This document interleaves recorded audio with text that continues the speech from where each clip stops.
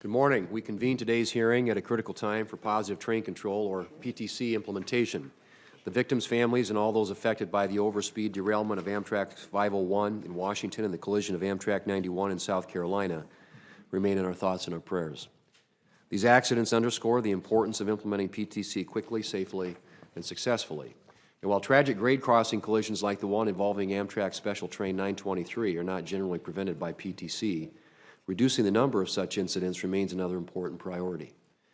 We are now about 10 months away from the December 31st, 2018 statutory deadline for PTC, and recent reports suggest many railroads will not fully implement this safety technology by the end of the year. More alarmingly, a new report from the GAO, which I requested and which will be presented today, finds that 7 to 19 commuter railroads are at risk for not even qualifying for a limited extension to work out software testing and interoperability issues.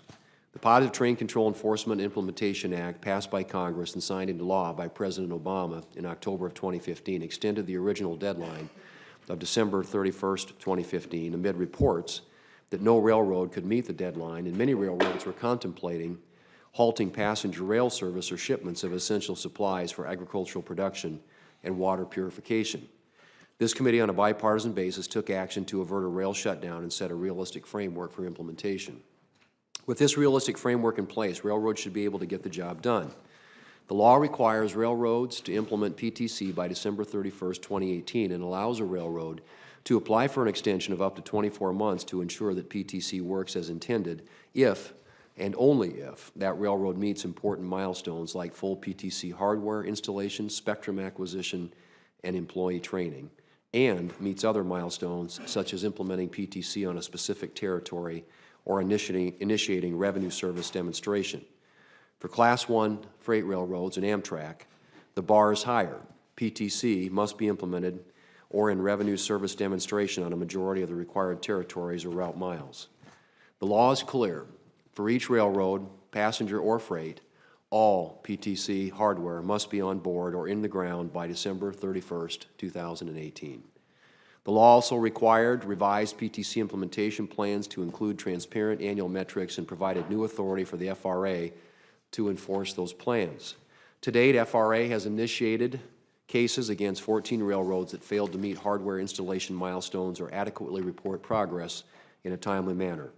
If railroads do not comply with the law by the year's end, I expect the FRA to take the enforcement action needed to bring railroads into compliance. Railroads should not count on any extensions to the statutory framework that Congress passed in 2015. To be sure, PTC installation is an enormously complex undertaking. To implement PTC, railroads must develop, acquire, and install new hardware components and complex software systems that are able to communicate with other railroads. There are different PTC systems, and each system has different configurations. And yet, they all must work seamlessly across our nation's interwoven rail network. There are a limited number of PTC hardware suppliers, and there are a limited number of individuals who have the technical expertise to program that hardware. Simply put, PTC is not an off-the-shelf technology, and a railroad can't simply flip a switch. Understanding these challenges, the federal government has provided substantial funding and financing to support for implementation. A new report from the Department of Transportation Office of Inspector General, which I requested and which will be also released today, shows DOT has awarded nearly $3 billion in grant and loan assistance, with $2.3 billion provided to date and another $600 million on the way. This includes much of the $199 million that this committee worked to include in the FAST Act.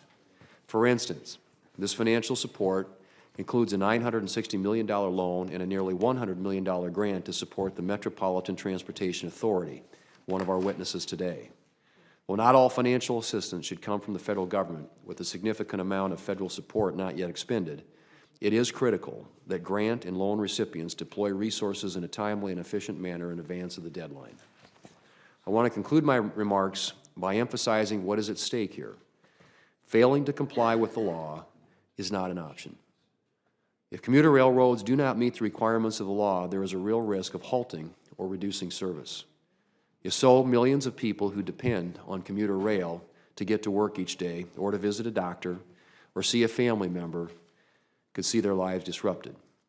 Those entities that aren't on track need to look at successful examples and recommit their organizations to getting the job done.